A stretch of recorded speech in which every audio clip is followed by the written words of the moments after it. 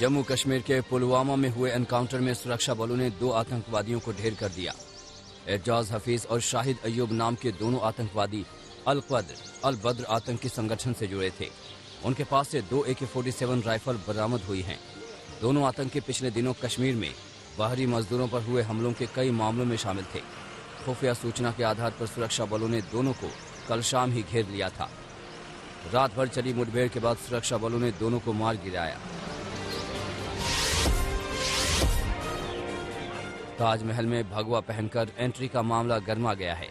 बुधवार को हिंदूवादी नेता गोविंद पराशर भगवा पहनकर ताजमहल पहुंचे, लेकिन एंट्री गेट पर उन्हें रोक लिया गया। इस दौरान भगवाधारी के पुलिसकर्मियों से जमकर बहस हुई।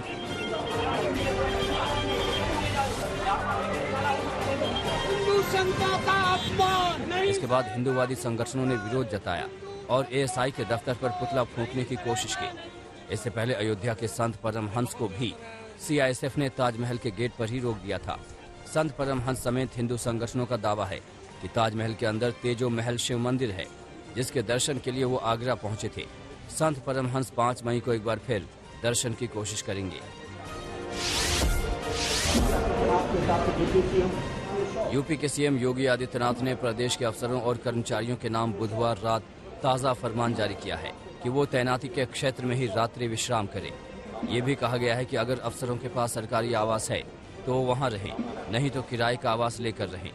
जिला अधिकारियों और पुलिस कप्तानों को महीने में कम से कम एक बार अलग अलग तहसील या सर्कल में बारी बारी से रात्रि विश्राम करने का निर्देश है।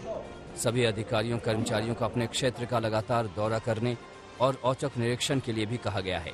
योगी आदित्यनाथ ने खास तौर पर लाउडस्पीकर के इस्तेमाल के लिए दिशा निर्देशों का कड़ाई से पालन कराने को कहा है।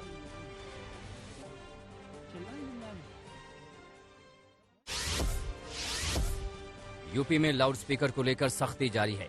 अब तक प्रदेश के कुल 12 जोन और कमिश्नरेट में धार्मिक स्थानों पर लगे 6031 लाउडस्पीकर को हटा दिया गया है। वहीं 29,674 धार्मिक स्थलों पर लगे लाउडस्पीकर्स की आवाज को तय मानक के हिसाब से सेट कर दिया गया है। इसमें मंदिर, मस्जिद और गुरुद्वारे सभी शामिल हैं। जिन जगहों पर धार्मिक स्थलों से लाउडस्पीकरों को उतारने की सबसे ज्यादा कार्रवाई हुई, उनमें वाराणसी जोन टॉप पर है। यहां 1366 लाउडस्पीकर धार्मिक स्थलों से उतारे गए। इसके बाद दूसरे नंबर पर मेरठ जोन है। इस तरह बरेली में 1070 और कानपुर जोन में 1056 लाउडस्पीकर उतारे गए। वहीं लखनऊ जोन में 912 धार्मिक स्थलों से लाउडस्पीकर हटाए गए हैं। जिन जगहों पर धार्मिक स्थलों से लाउडस्पीकरों को उतारने की सबसे ज्यादा कार्रवाई हुई, उनमें लखनऊ जोन शीर्ष पर है। यहाँ 6400 लाउडस्पीकर की आवाज मानक के अनुसार की गई। वहीं दूसरे नंबर पर बरेली जोन है, यहाँ 6257, तो वहीं मेरठ जोन में 5976 लाउडस्पीकर की आवाज कम की गई।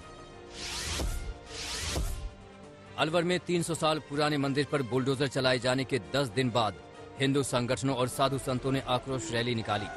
अलवर की सड़कों पर भारी संख्या में कार्यकर्ता उतरे, जिन्होंने मंदिर के दोबारा निर्माण की मांग की।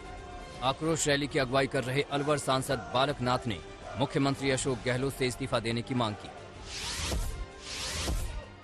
केंद्रीय मंत्रिमंडल ने PM स्वनिधि को अब दिसंबर 2024 तक बढ़ाए जाने का फैसला लिया है। स्वनिधि से समृद्धि योजना के तहत अब तक कई योजनाओं से 16.7 लाख लाभार्थियों को फायदा मिला है। वेंडिंग जोन भी 5800 से बढ़ाकर 10,500 कर दिए गए हैं। सरकार का लक्ष्य है कि 2024 तक 40 लाख वेंडर को लाभ पहुंचाया जाए। मंत्रिमंडल ने खरीफ की फसलों के लिए फॉस्फेटिक और पोटेसिक फर्टिलाइजर को भी सब्सिडी पर देने का फैसला किया है। नोएडा के गार्डन गैलेरिया के लॉस्ट लेमन बार में हुए कत्ल के बाद पुलिस ने बड़ा ऐलान किया है। नोएडा कमिश्नर ने आदेश दिया है कि नोएडा के समस्त बार में कार्यरत कर्मचारियों को पुलिस वेरिफिकेशन कराना होगा। मॉल, बार, होटल, रेस्टोरेंट में काम करने वाले सभी सुरक्षा कर्मियों के लिए ये नियम लागू रहने वाले हैं। इसके अलावा बड़ी कार्रवाई करते हुए अब गार्डन गैलेरिया के लॉस्ट लेमन बार का लाइसेंस भी सस्पेंड कर दिया गया है।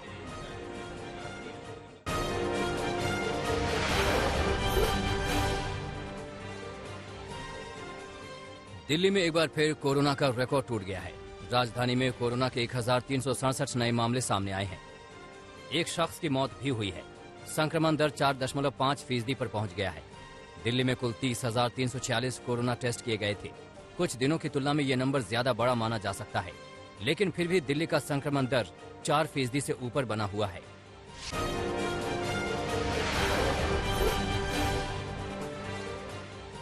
देश में कोरोना के केस बढ़ रहे हैं। ऐसे में प्रधानमंत्री नरेंद्र मोदी ने राज्यों के मुख्यमंत्रियों के साथ वर्चुअल मीटिंग की। इसमें महामारी और यूक्रेन रूस जंग के कारण देश की आर्थिक स्थिति पर हुए असर को लेकर भी चर्चा हुई। पीएम ने राज्यों से उनके हिस्से का टैक्स घटाने की अपील की ताकि जनता पर महंगाई का बोझ कम किया जा सके। पीएम के राज्यों से टैक्स कम करने की अपील पर सियासत तेज हो गई है। महाराष्ट्र के मुख्यमंत्री उद्धव ठाकरे ने पेट्रोल डीजल महंगा होने के पीछे राज्य सरकारों के टैक्स का हाथ होने से इनकार कर दिया। उद्धव ने कहा कि मुंबई में 1 लीटर डीजल पर टैक्स का हिस्सा केंद्र के लिए 24 रुपए 38 पैसे और राज्य के लिए 22 रुपए 37 पैसे हैं। पेट्रोल टैक्स का हिस्सा केंद्रीय कर के रूप में 31 रुपए 58 पैसे और राज्य कर के रूप में 32 रुपए 55 पैसे हैं। जनता को राहत देने के लिए राज्य पहले ही प्राकृतिक गैस में टैक्स राहत दे चुका है। टीएमसी ने कहा कि सरकार कीमतों को कंट्रोल नहीं कर पा रही है, इसलिए पीएम विपक्ष दल वाली राज्यों को दोषी ठहरा रहे हैं। केंद्र बकाया जीएसटी चुकाए और राज्यों से सौतेला व्यवहार बंद करे।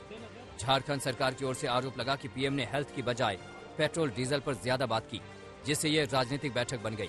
देश में कोरोना के केस बढ़ रहे हैं।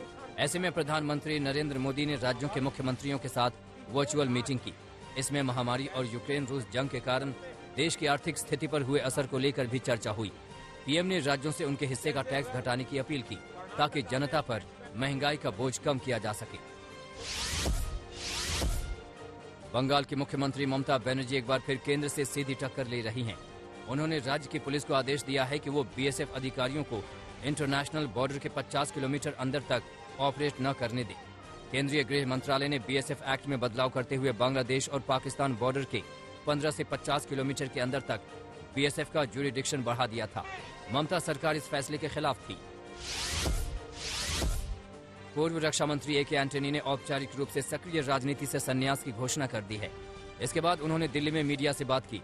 एंटनी ने कहा है कि कांग्रेस के बिना देश से मोदी सरकार को हटाया नहीं जा सकता। 2024 में लोकसभा चुनाव में मोदी सरकार को हटाने के लिए कांग्रेस का साथ जरूरी है। दिल्ली में जहांगीरपुरी के बाद शाहीन बाग में भी बुलडोजर चलाने की तैयारी की जा रही है। दिल्ली के मेयर मुकेश सूर्यांक सरिता विहार जैतपुर मदनपुर खादर इलाके में अतिक्रमण का सर्वे करने पहुंचे थे। 3 वार्ड में एमसीडी जांच अभियान चला रही है। मेयर ने कहा कि यमुना पर कब्जा, दरगाह मस्जिद निर्माण और बांग्लादेशी रोहिंग्याओं की अवैध बसाहट की जांच करने आए हैं। जिन लोगों के पास कोर्ट के दस्तावेज हैं, उन पर कोर्ट के जरिए कार्रवाई होगी। वहीं दिल्ली में बुलडोजर के खिलाफ आम आदमी पार्टी ने बीजेपी कार्यालय के बाहर प्रदर्शन किया। आपने बीजेपी पर बुलडोजर के नाम पर अवैध वसूली के आरोप लगाए।